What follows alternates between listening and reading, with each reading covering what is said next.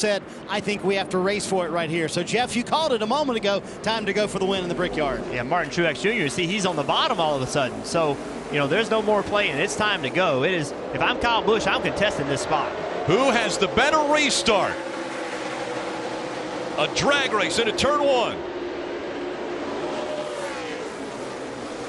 Oh, Kyle Busch slides and does the 78. They both go up into the wall through turn one. Caution comes out. Lock her down. We're done. KO'd. Fighting for the spot. The 18 got loose up high. The 78 was loose down low. 78 split up and hit the 18. They both go around. Big flames underneath the hood of Martin Truex Jr.'s car. He jumps out of it. Car guys, he's out of the car.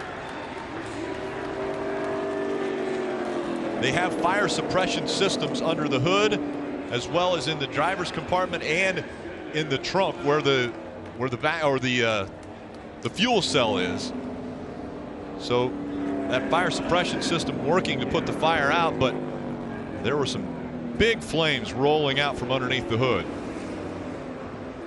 Martin Truex Jr. not happy at all. Well, Rick, it all started, you heard Marty's report. For most of the day, they've been allowing each other. The lead car, the control car, has been taking the outside. The other car has been letting that leader in. Jeff, you said it was time to contest, time to race down to turn one side by side, and that is exactly what created this accident. Two drivers trying to win one of the marquee races of the year. And once again, Kyle Busch dominating the race and not going to be in victory lane. So this trend of 2017 continues. Here you go. Kyle Busch on the outside. Just rolls up on the outside of 78. 78 gets loose, just like we saw Ricky Stenhouse Jr. a minute ago. Got loose getting in the corner. Could not hold the car on the bottom. Gets in the side of the 18.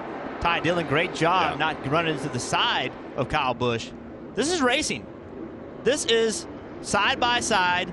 I know it's 49 to go, but it's side by side racing for the win. You saw the wiggle from Martin Truex Jr. He just could not hold the car on the bottom without being loose. Had to turn the car to the right or he would have spun out and got into the side of the 18.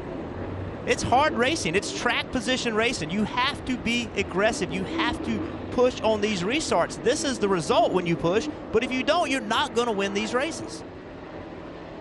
The winless streak will continue for Kyle Busch. It now goes over a year. Look at the rear of that car just fold up. And we had just seen it on the previous restart, Rick. These two cars left the field by 1 second in one lap. They were hands down the two most dominant cars here today, both eliminated. I'm not sure I know who the favorite is now. Is there a new favorite? Anyone else? Well, who's going to step up and seize the opportunity? It's there. It's there for the taking. Coach Gibbs.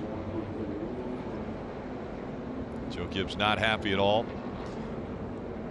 Look at this fire. It's so scary. See the wind and net come down.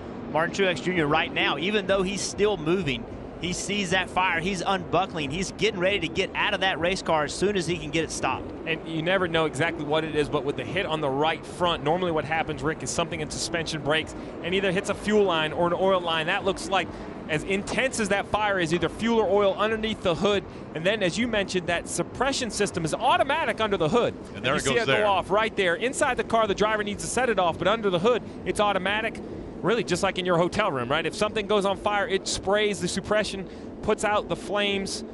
But still, I mean, even with the fire being hot, it's got to be hard to breathe, Jeff, as a race car driver in that. Yeah, it's very hard to breathe. You saw that long cord that was still hooked to Martin Truex Jr. That was a radio cord. It kind of will hold you into the car. You just got to jerk that thing and break it. So the fluid that came out of the car, they're trying to keep that from spreading down the racetrack. So now the conversation starts, right? Why are we racing? You know, now that conversation, because remember, you have Joe Gibbs racing that, you know, helps the 78. They work together in some sorts. Why were we racing at each other that hard? Why were we doing that? We had the two fastest cars. Well, because the two fastest cars, they both want to win. And you cannot sit around and wait for the right time. You have to take that opportunity. You never know when the winning moment's going to come, Steve. And right now, on this restart with 48 to go, you've got to go try to take that lead. Jeff, you're exactly right. Let's listen in. It's time now for today's Fresh Take, brought to you by Subway. We're going to listen in to both the 18 radio and the 78 radio prior to that restart about how important it was that they wanted to get out front. I think we need to race him. You on board with that, Adam? He's driving, man. Absolutely. All righty, 10-4.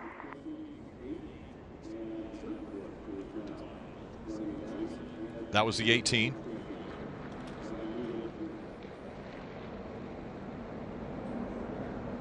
We're going to change it, but we'll do whatever. Take the bottom if we want to. Okie dokie. It's fine all day when it was the other way, I guess. Yep, copy that. That's the plan for sure. Copy that. It doesn't sound like Martin Truex Jr. wanted to go on with that plan. He felt that the plan previously had been working. Well, it's the same story. Martin Truex Jr. feels like there have been multiple restarts where he did not contest the position. So you said it, Jeff. At some point, playing nice has to go out the window. From that radio, it seems that Kyle Busch's opinion of when that should happen and Martin Truex Jr.'s opinion of when that should happen were definitely different. And it will always be different, right? Somebody's got to get to the point and say, look, it's time. And when this happens, now, like I said before, we heard these radio broadcasts that now you're going to start questioning it. Like, why were we doing that? But, you know, when you are a race car driver and you're a crew chief and you say, okay, now it's time to push that button. Now it's time to try to make more happen. If it doesn't work out, it's easy to point the fingers at you. But that's what winners do. Winners step up at big moments. And by the way, winners can't be afraid to fail. Winners have to be willing to take that risk in order to seize a race. You use the word winners twice there. One driver who is not a winner in 2017 is Kyle Busch. Looking to make it 3 in a row here at the Brickyard 400. That's not going to happen. He has been checked and released from the Infield Care Center. Kyle Busch has 2 winless tracks. One of them is Charlotte. The other track is the one we go to next week, Pocono. Kyle Busch has never won at Pocono, but now he's on his longest winless streak of his career. And standing by with Kyle Busch is Marty. Well, certainly not the way Kyle Busch wanted to end up his Brickyard 400. You had just said on the radio, and you had to deal with the 78 all day long, that it was time to race for it. Any other choice there, Kyle, with 48 to go?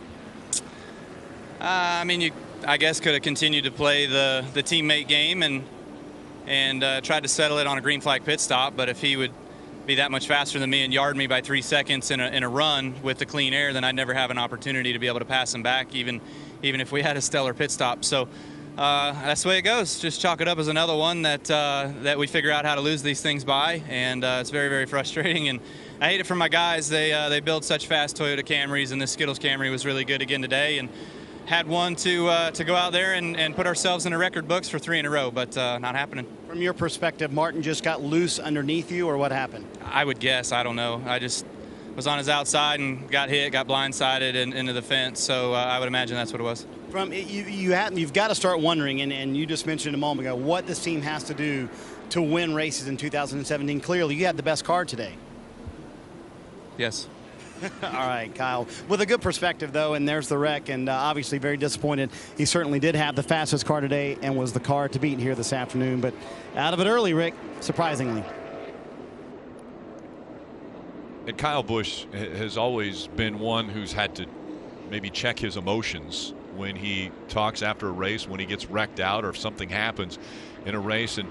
And you could hear the frustration. Obviously, he knew he had the best car in this field, but he mentioned the comment that would the race come down to a green flag pit stop, and that definitely could have been what happened. You can't give up track position. You cannot give it up.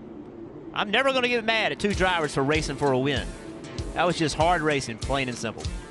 78 got loose on the inside, and Martin Truex Jr. into the wall in flames. Watching Monster Energy Cup Series racing from Indianapolis. Let's go to Marty. Martin Truex Jr. out of the Infield Care Center. I want to get your perspective on what happened on that restart and that wreck. I just got loose and wrecked him. I mean, it was totally my fault. You know, didn't really know what to expect in that position. Didn't really realize he was going to drive in that deep and suck me around. So, I got to take the blame for that one. Obviously, it was my fault. So, hate it for Kyle. He had a great car. We did as well.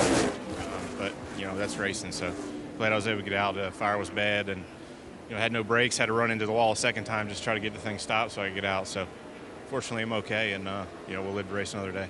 We're certainly glad you're okay. But Kyle had said at that point, and I think you had agreed too, 49 to go. Any other choice than to race each other because you guys have been playing nice on restarts all day long? Yeah, we worked well together, and that's the hard part about this stuff is when it's time to go, and I feel awful. I just made a mistake, so definitely should have picked the outside, and all would have been fine, I guess. But it's just the way it goes, man. Hate it for auto owners, everybody involved, everybody at Furniture Row. We had an awesome car today, and we got out front. I don't think they were going to be able to beat us, but mistake on my part took us out of it. So we'll get them next week. Rick. Very unfortunate. Martin Truex Jr. owning up to it. Got loose, and he caught the 18, and they both went into the wall.